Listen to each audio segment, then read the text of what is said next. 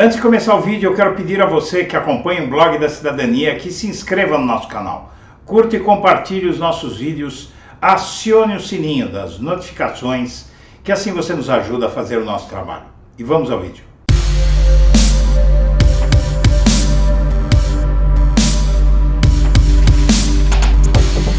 Bom dia, senhoras e senhores. Hoje é 28 de fevereiro de 2023.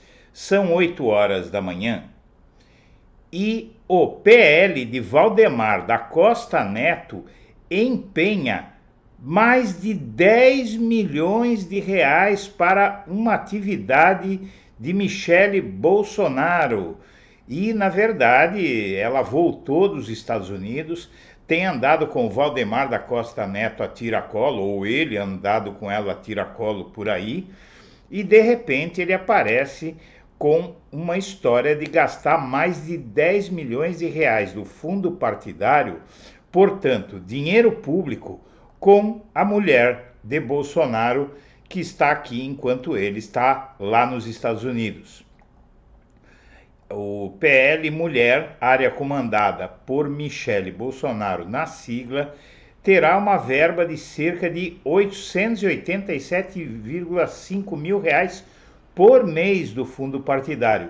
Em um ano, o montante desembolsado para ações capitaneadas pela ex-primeira-dama será de mais de 10 milhões de reais. A cifra atende à lei que determina que ao menos 5% dos recursos do fundo partidário sejam destinados a programas de promoção e difusão da participação feminina na política. Como o PL tem previsão de receber 213 milhões neste ano, ao menos 10,6 milhões de reais serão gastos nas ações voltadas para esse segmento. O que é preciso entender é que isso não é feito para gastar com uma mulher só. Isso é para aumentar a quantidade de mulheres na política, não para reduzir. E se o partido gasta toda a verba para promover mulheres na política com uma só mulher, ele, na verdade, privilegia essa mulher com dinheiro que não é do Valdemar nem dela, é um dinheiro de todos nós, e deixa de promover uma quantidade maior de mulheres na política, e esse é o objetivo. Então, realmente, além das especulações maldosas, entre aspas, que possam surgir, devido a boatos que circulam por aí sobre Michele e Valdemar, o que acontece é que essa medida, essa decisão do tal PL Mulher, um partido de homens machistas, né, que é o PL, é muito estranha, porque, inclusive, talvez fosse passível até de ser barrado pela Justiça Eleitoral, pelo STF, porque realmente reduz a participação da mulher em benefício de uma só mulher. E o comandante do Exército, o novo comandante do Exército, o general Tomás Paiva, acusou o Bolsonaro pelo golpe de 8 de janeiro. Ele, inclusive, logo após o golpe, antes de ser nomeado por Lula, criticou duramente o golpismo do 8 de janeiro e disse que o Bolsonaro é que tinha insuflado aquilo. E defendeu a decisão do presidente Lula de não ter mandado imediatamente retirar as pessoas da frente dos quartéis, porque ele diz que poderia haver sangue na rua, ou seja, os golpistas acampados poderiam reagir à bala, não se sabe bem o que é que ele achava, mas é previsível que fosse isso. Antes de ser nomeado por Lula, o Tomás Paiva chamou os atos golpistas de 8 de janeiro de coisa infantil, besta, burra e irascível. Dias antes de ser nomeado comandante do Exército por Lula, o general Tomás Miguel Mineiro Ribeiro Paiva fez uma palestra no Comando Militar do Sudeste em que afirmou que uma tentativa de golpe resultaria em sangue na rua e transformaria o Brasil em um páreo internacional. No mesmo discurso, ele acusou Bolsonaro de tentar instrumentalizar o Exército, negou a tese de fraude nas urnas eletrônicas e chamou os eventos do dia 8 de janeiro de coisa infantil, besta, burra e irascível. Então, realmente, ele mostra que está mais do que preparado para esse cargo, e é um alívio ver um general como esse à frente do Exército Brasileiro depois de tudo que passou por lá. E o Bolsonaro mentiu nos Estados Unidos. Bom, na verdade, mentir para ele é que nem respirar, né? E o Bolsonaro mentiu nos Estados Unidos em uma palestra recente ao defender os golpistas presos em 8 de janeiro. Ele disse que não foi achado nenhum canivete com papais, vovós, titias presos. E isso é uma mentira grosseira. Foram achados vários tipos de arma que eu vou discriminar aqui, e inclusive vários criminosos procurados pela justiça ou com histórico, com ficha policial extensa, como a tal Fátima de Tubarão, uma vovó bandida envolvida com tráfico de drogas. O Jair Bolsonaro disse que não foi encontrado um canivete sequer com os terroristas que invadiram as sedes dos 3 poderes, o que é uma mentira. Nos Estados Unidos ele disse que não foi encontrado um canivete sequer. Porém, na verdade, os policiais militares, civis e federais apreenderam bem mais do que um canivete. A lista inclui machados, machadinhas, facas, canivetes, facões, porretes, estilingues com esferas de aço, gás lacrimogêneo, rojões explosivos.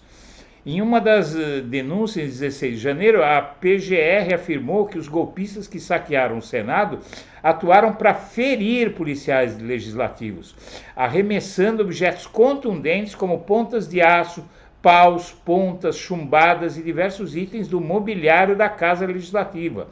Foram apreendidos também itens como um machado, cabo de fibra de vidro emborrachado, um canivete preto e uma faca esportiva de camping, caça e selva.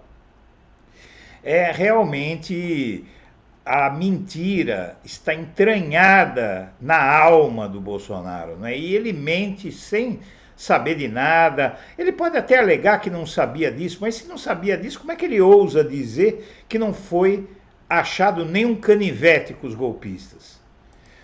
E decisão de Alexandre de Moraes está sendo vista pelos militares e por integrantes da Justiça Militar como uma afronta. O que é que acontece? O Alexandre de Moraes diz que quem vai julgar os militares envolvidos nos atos golpistas de 8 de janeiro é o STF e não a Justiça Militar. E aí os militares, inclusive gente da Justiça Militar, ficou ofendida, diz que ele está levantando desconfiança sobre a Justiça Militar. Por que será, né? Será porque a Justiça Militar jamais pune militares envolvidos, dificilmente pune, jamais não, né? Mas dificilmente pune militares por ações políticas ilegais, como as que se viu no 8 de janeiro, quando eles protegeram os golpistas. E inclusive tem lá, até hoje, nas Forças Armadas, general graúdo, militar graúdo, defendendo os golpistas. Como é que ele vai deixar a Justiça Militar? Como é que é possível deixar a Justiça Militar julgar os golpistas se as próprias Forças Armadas têm defesas veementes do golpismo, né? E Bolsonaro volta ao Brasil depois de encontrar o Trump. Aí tem. Essa foto deveria ser usada para assustar a criança que não come, que não obedece. São 2 bichos papões legítimos na acepção da palavra. Em se tratando de Bolsonaro, ninguém é obrigado a ressalvar, tudo pode ser alterado a qualquer momento, mas há um consenso de que ele deve voltar na semana que vem ao Brasil, logo depois de encontrar o Trump. Bolsonaro vai voltar a agitar a política brasileira, mas também ele vai ficar sob um risco muito grande de, dessa vez, se vier fazer gracinha por aqui, ver o sol nascer quadrado. E o Bolsonaro estoura a loja de produtos Bolsonaro, é mais um ato do Bolsonaro alinhado a Donald Trump. E inclusive o que está sendo dito é o seguinte: não é? O Bolsonaro ele imita o Trump até na derrota, porque o Trump, após ser derrotado em 2020, na eleição de 2020, ele simplesmente criou uma lojinha também, igual o Bolsonaro fez, para manter a memória dele viva. E a tal Bolsonaro Store foi registrada com um e-mail pelo qual o Eduardo Bolsonaro foi acusado de espalhar fake news. Veja só você. E um relato que eu acho importante fazer. Essa é a dona, essa senhora é a dona do mercadinho que foi acusado de vender água a R$ 93. Ela diz que está ficando como bode expiatório nessa história porque ela não vendeu água a R$ 93. Ela diz que está sendo usada como bode expiatório, que nunca aconteceu isso que estão dizendo.